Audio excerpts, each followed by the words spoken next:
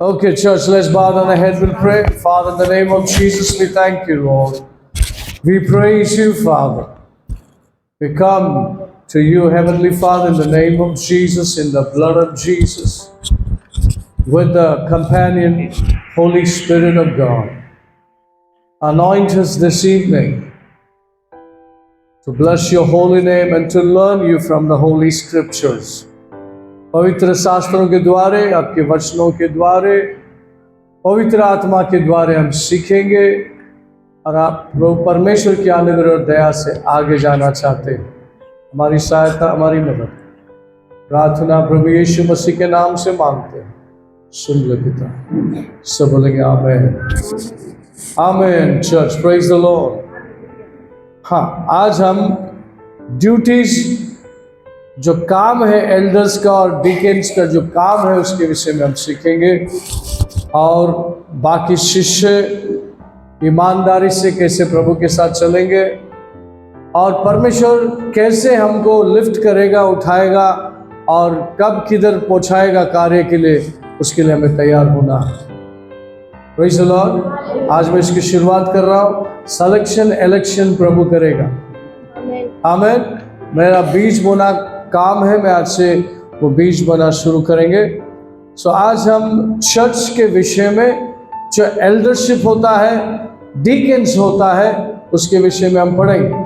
तो आज अभी जो पहला वचन हमने पढ़ा, 1 Thessalonians 5:12 and 13 से आगे पढ़ेंगे, 16 तक, 12 से 16 पढ़ेंगे। किसी के पास Hindi, English, Marathi?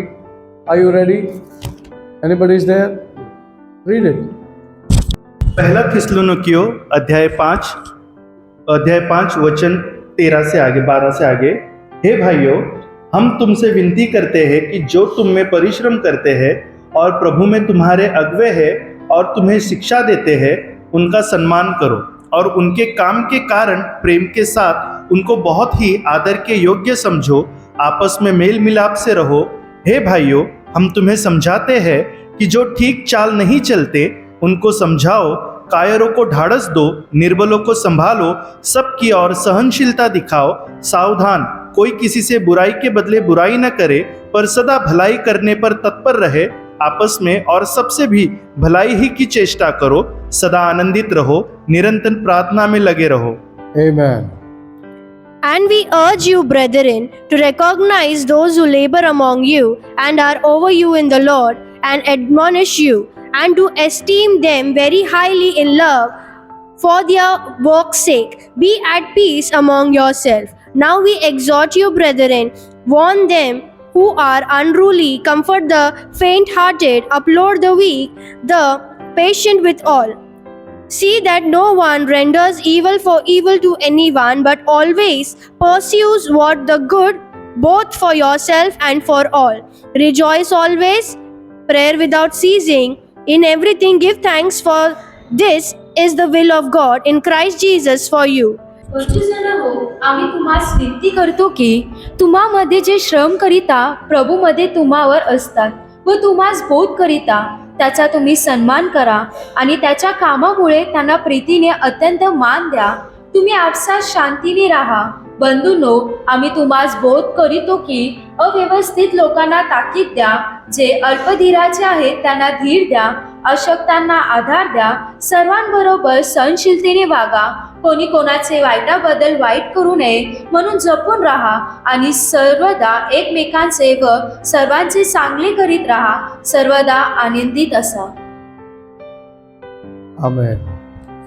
Let's pray. Father, in the name of Jesus, I thank you and I praise you and bless your holy name. Give all the glory and honor to your holy name.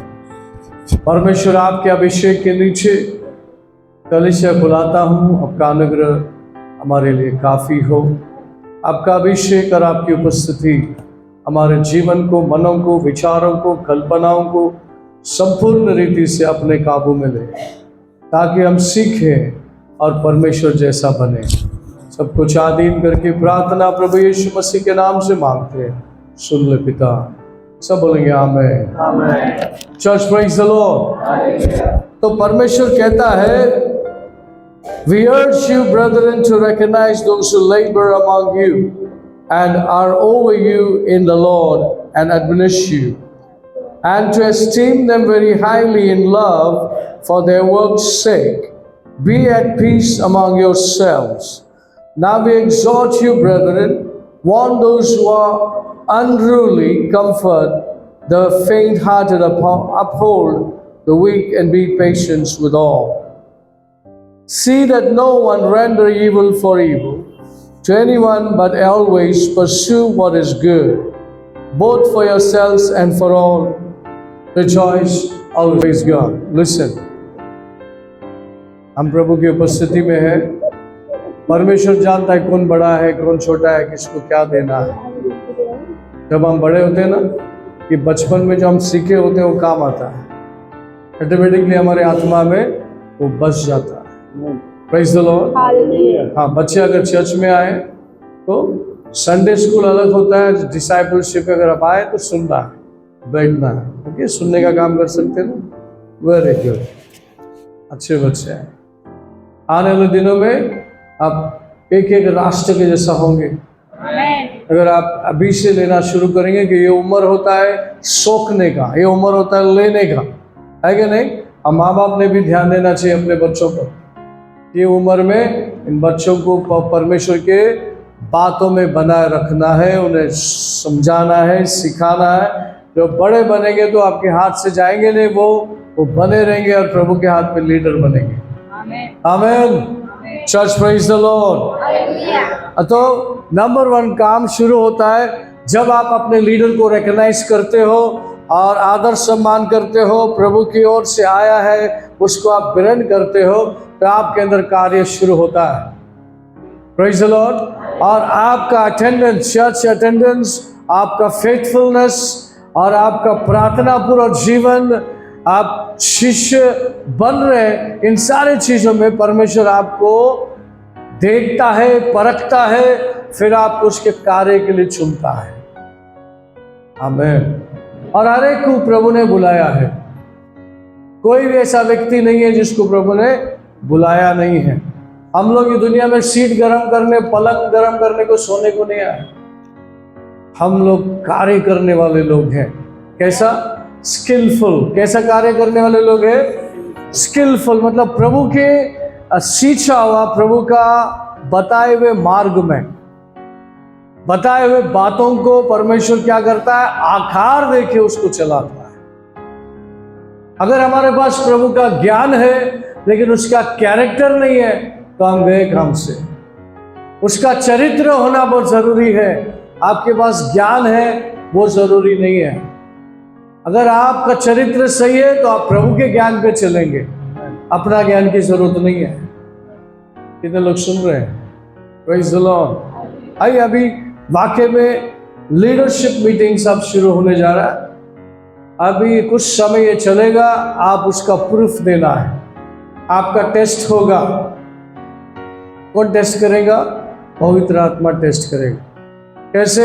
यहाँ से बाहर जाने के बाद आप क्या क्या करते हैं, कैसे करते हैं, कैसे प्रभु पवित्र आत्मा का मदद लेते हैं, कैसे अपने आप को तोड़ते हैं और कैसे अपने आप को बनाने के लिए पवित्र आत्मा के हाथ में देते हैं, ये आपका टेस्ट होगा।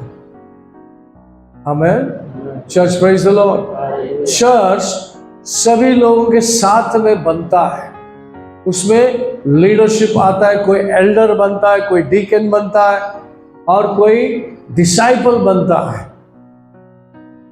अब वो समय आ गया। मैं अभी बोलते हैं आपको कि हमारा कलीसिया जवान हो गया है और अभी उसमें एक एल्डरों की ज़रूरत है, डीकनों की ज़रूरत है। जैसा परिवार में अंकल आंटी होते हैं, ग्रैंडफादर ग्रैंडमदर होते हैं, वैसा कलीसिया में ऐसे लोगों का आदर सम्मान आपको करना है। जिसको मैं अपॉइंट करूँगा उसका कलीसिया ने आदर और सम्मान करना है। कितने लोग आमीन बोलते हैं? आमीन। जो अपॉइंट होगा प्रभु की ओर से होगा और उस क्षेत्र में वो बढ़ेगा, सब बढ़ेंगे, कोई रुकेगा नहीं। बड़ा बढ़ेगा, एल्डर बढ़ेगा, डीकन बढ़ेगा, डिसाइपल बढ़ेगा और आने वाले नए लोग भी बढ़ेंगे। Praise the Lord. कई लीडर्स होंगे, क्वायर लीडर्स होंगे, बहुत सारे लीडर्स होंगे। चिल्ड्रन मिनिस्ट्री होगा, यूथ मिनिस्ट्री होगा, बाइबल स्टडी होगा।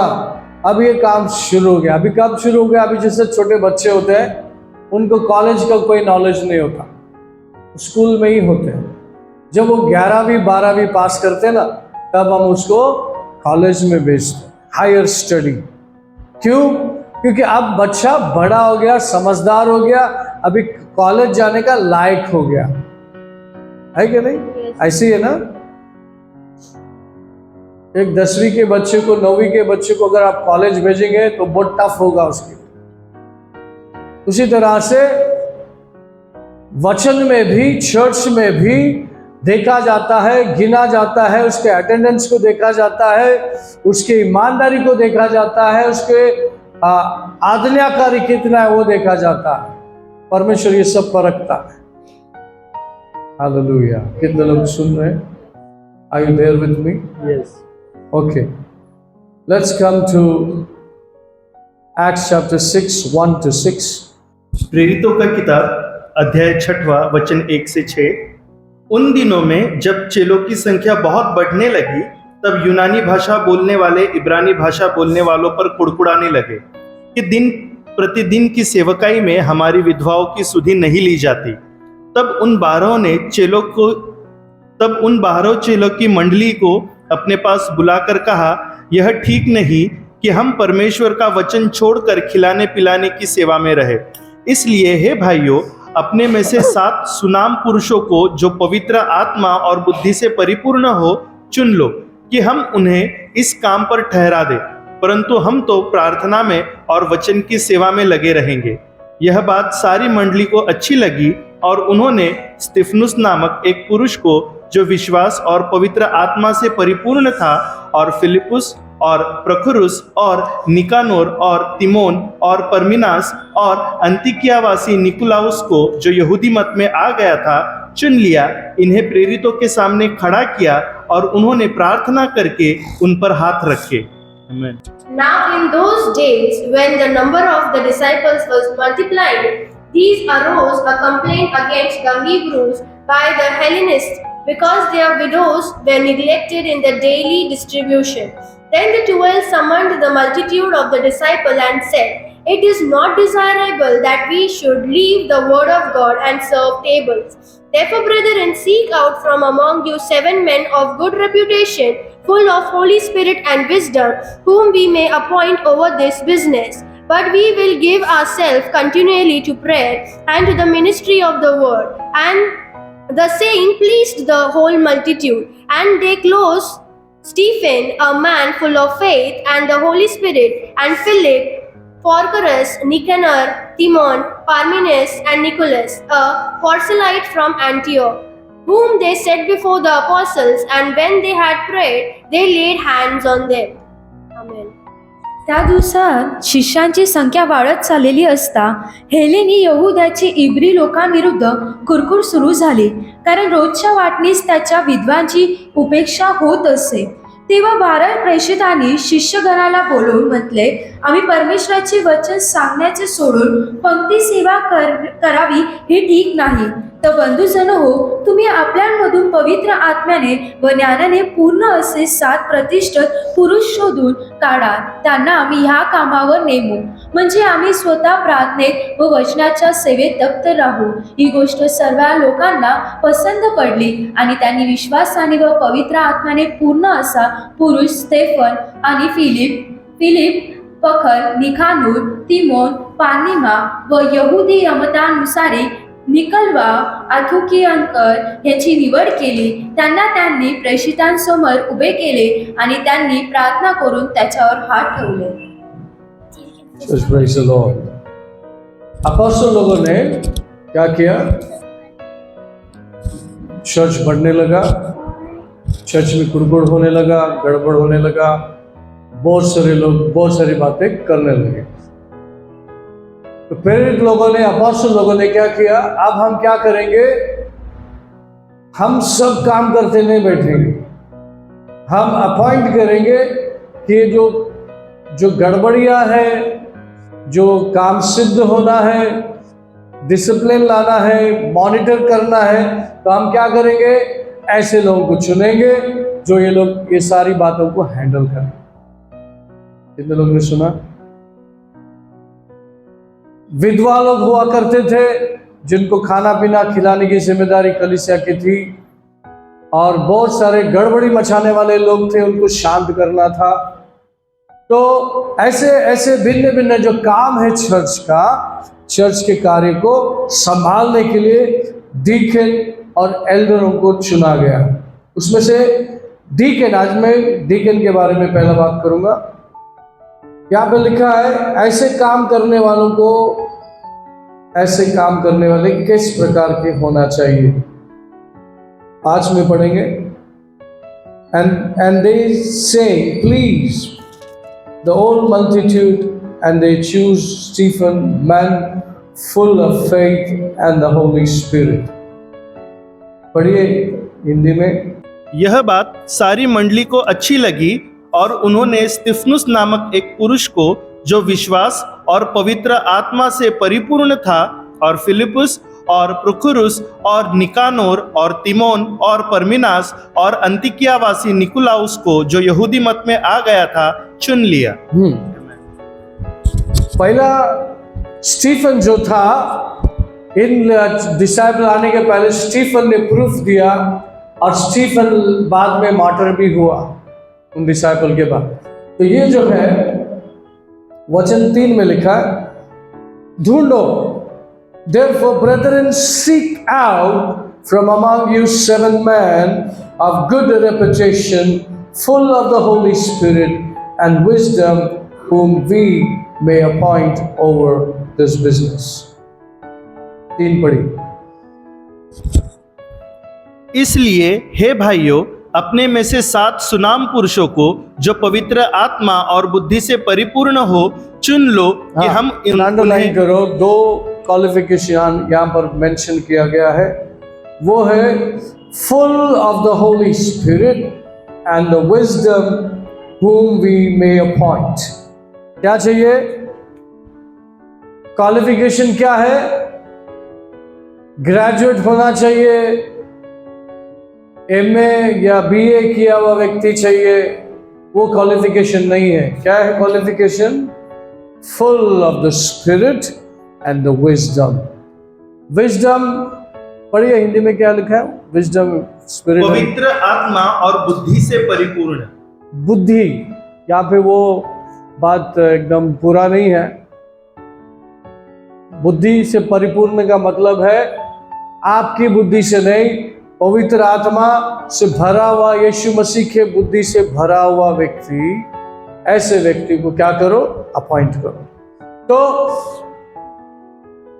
अपोस्टल लोगों ने चर्च में डिक्लेयर कर दिया, ऐसे लोगों को चुन के लेके आओ हमारे पास, ताकि हम उसको परख करें और उसको अगर ऐसा है, आत्मा से भरा है, प्रभु के बुद्धि विजडम से भरा है, उसको हम क्या करेंगे?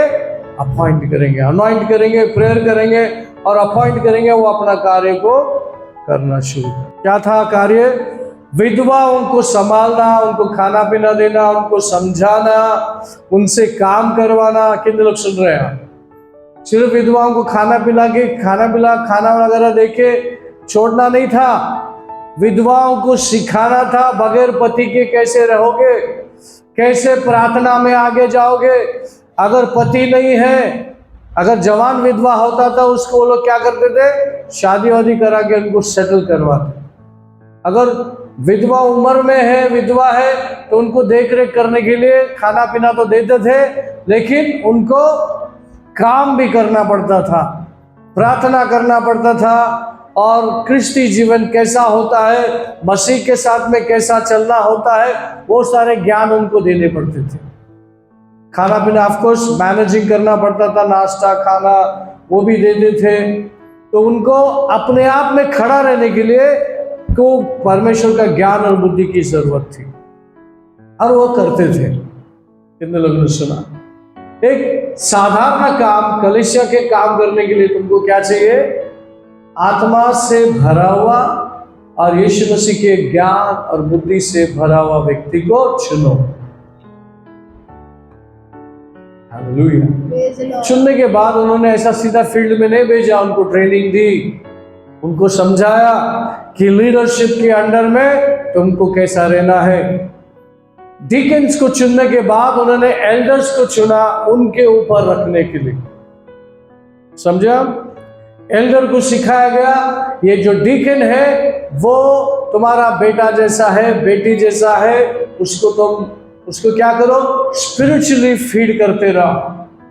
पास्टर सब जगह आएगा नहीं, आज के बाद पास्टर क्या हो जाएगा, सिर्फ प्रार्थना में बैठेगा, वचन को तैयार करेगा और पुलपिट पे आएगा, अपना काम करेगा। उसके बाद वो सबसे हिसाब किताब पूछेगा, एल्डर से पूछेगा, डीकन से पूछेगा, डिसाइपल से पूछेगा, क्या सब कुछ ठीक ठाक चल रहा है, किधर ज्ञान की कमी है, किधर किधर कोई कम जा रहा है, कमजोर हो रहा है, वहां पर वो देख करके बताएगा पवित्र आत्मा के द्वारा कि एल्डर को बुलाएगा, उसके ऊपर ध्यान दो। एल्डर डीकन को बोलेगा तो उस पर ध्यान दे, वो काम कर, ये काम कर, ये काम ढंग से होना चाहिए, इसका ये विधवा का काम ये ऐसा क्यों है। तो ये सारे कार्य डीकन और एल्डर के द्वारा मैनेज की जाती है। Church praise the Lord. ये हुआ पहला चुनाव जिसको अंडरलाइन किया। 2 क्वालिफिकेशन यहाँ पे बताया गया। क्या है वो qualification? Full of the Holi spirit. क्या हम बोर्ड का इस्तेमाल करेंगे? थोड़ा आगे पॉइंट्स डालना है उसके ऊपर। 2 पॉइंट्स आप लिखिए। क्या है? Full of the Holi spirit and wisdom of Jesus Christ. Deacons qualification. Deacons का मतलब एल्डर के हाथ के नीचे और डिसाइपल के ऊपर, एल्डर के नीचे डिसाइपल के ऊपर डीकन, डीकन के ऊपर एल्डर और एल्डर के ऊपर पास्टर। और एल्डर धीरे धीरे अगर बहुत समय पास्टर के साथ चला तो किसी दिन किसी कलीसिया का पास्टर बन सकता है। फिर डीकन वो एल्डर के जगह आ सकता है और डिसाइपल डीकन के जगह आ सकता है। ये सिस्टम है और सिस्टम अभी बहुत जल्दी आप सबके पास आने वाला है। कितने लोग तैयार हैं इसके लिए? परमेश्वर आपको देख रहा है, आप कितने ईमानदार हैं, कितने विश्वास योग्य है, वो सब चीज की परख होगा। Church praise the Lord. हाँ, जिसमें हमने लिखा है ऑनेस्ट। ऑनेस्टी को क्या लिखा है? ऑनेस्ट, ईमानदार।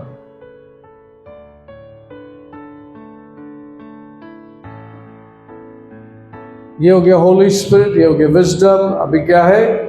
ईमानदार। 6:3 में पढ़ेंगे। Good reputation. हिंदी में कैसा है, मराठी में कैसा है? Acts chapter 6:3। इसलिए हे भाइयों, अपने में से 7 सुनाम पुरुषों को। सुनाम पुरुषों को हिंदी में, मराठी में कैसा है? बेटा पढ़ो। तर बंधुजन हो, तुम्ही आपल्यामधून पवित्र आत्म्याने व ज्ञानाने पूर्ण असे 7 प्रतिष्ठ पुरुष शोधून काढा, त्यांना आम्ही ह्या कामावर नेमू। ना वो एक मिसिंग है वर्ड। मराठी में प्रतिष्ठित। हिंदी में? हिंदी में सुनाम, मराठी में प्रतिष्ठित। प्रतिष्ठित मतलब ईमानदार बोल सकते, सीधे शब्द में गुड रेपुटेशन, उनका चरित्र साफ वाला। कितने लोग सुन रहे हैं? देखो, चरित्र का मतलब है पास्ट लाइफ में आप कुछ भी थे, गुंडा थे, मवाली थे, दारूडिया थे, लेकिन आप मसीह में बढ़ रहे थे तो आप मसीह में कैसे थे, क्या थे, वो गिना जाएगा। पीछे आप गुंडा थे, क्या थे, वो हिसाब नहीं किया जाएगा। जब मसीह के एक दिन से, जो शुरुआत से आप प्रभु में कैसे पले बढ़े, कैसे आपकी साक्षी बना रहा, लोग आपके बारे में क्या बोलते हैं, क्या राय रखते हैं आपके बारे में, ये सब गिना जाता है। पहले क्या थे वो नहीं गिना जाता। Church praise the Lord. परमेश्वर की नजर उनके बच्चों पर कहां पर भी हो लोग। हालेलुया। सिर्फ परमेश्वर चाहता कि मेरी नजर परमेश्वर पे है क्या, मैं कितना ईमानदार हूं, कितना विश्वास योग्य हूं, कितना आज्ञाकारी हूं। परमेश्वर को ऐसे लोग चाहिए। फरीसी और सदुसी लोग प्रभु को फेल कर दिए। अपॉइंटेड लोग थे, वचन के ज्ञानी थे, लेकिन ये सारी चीजें उनमें नहीं थी। Praise the Lord. 3 चीज मैंने बोला। 1 Timothy chapter 3:8. पहले तिमुथियुस की पत्री 3 अध्याय वचन 8वां। वैसे ही सेवकों को भी गंभीर होना चाहिए, दो रंगी, पियक्कड़ और नीच कमाई के लोभी न हो। Likewise, deacon must be reverent, not double-tongued, not given too much wine, not greedy for money. Marathi. तसेच सेवकही गंभीर असावे, दुतोंडे, मद्यपानासक्त व अनितीने पैसा मिळवणारे नसावे. Likewise, deacon must be reverent, not double-tongued, not given too much wine, not greedy for money. उसके पास लोभ नहीं होना चाहिए और पियक्कड़ नहीं होना चाहिए. Praise the Lord. इजराइल में वाइन बहुत कॉमन चीज था. क्या था वाइन? वाइन कितने लोग चाय पीते? कड़क चाय और बहुत सारे चाय को नाम ऐसा. चाय पीने वाले की तलब ऐसी है.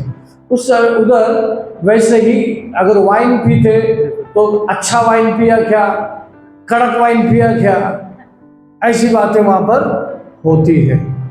नया वाइन है क्या, जुन्ना वाइन है क्या, अरे वो वाइन ने झटका नहीं दिया अभी तक, ऐसा वाइन पीते ही झटका लगता, अच्छा ऐसा वाइन है क्या. तो वो सब बातों की वजह से यहाँ पे लिखा है कि वो ऐसा कोई वाइन पीने वाला, नशा करने वाला. दाकरस अलग होता है और वाइन, टॉक्सिकेट किया हुआ वाइन जिसमें नशा होता है. दाकरस और वाइन जो नया होता है उसमें नशा नहीं होता. जो वाइन जुना हो जाता है उसमें नशा पैदा होता है. फिर बहुत लोगों को जुना वाइन मांगता है, नया नहीं चलेगा. तो वो सब ध्यान में रखते हुए यहाँ पे लिखा है. क्या लिखा है? वो पियक्कड़ ना हो. अच्छा, अगर पीने की आदत है आपको, उदाहरण चर्च में मालूम नहीं है आप पीते हो. पीने वालों को हमेशा पैसे की जरूरत होती क्या नहीं? फिर उसके पास पैसे का लोभ होता है, लालच होता है. यहाँ पे लिखा तो वो इस प्रकार का ना हो. वो ईमानदार हो, रेवरेंट हो, इज्जत वाला हो, अपने जबान का पक्का हो और अपने जबान को वो क्या बोलते तुष्ट करने वाला ना हो, डबल टंग ना हो. अभी बोला था, अभी मैंने कभी बोला था, मैं तो बताया नहीं, मैंने बोला ही नहीं. ऐसा फिरने वाला डबल टंग, ऐसा आदमी डीकन का जरूरत लायक का नहीं है. तो ऐसे लोग को चुनो, उसकी qualification. Praise the Lord. Hallelujah. Praise the Lord.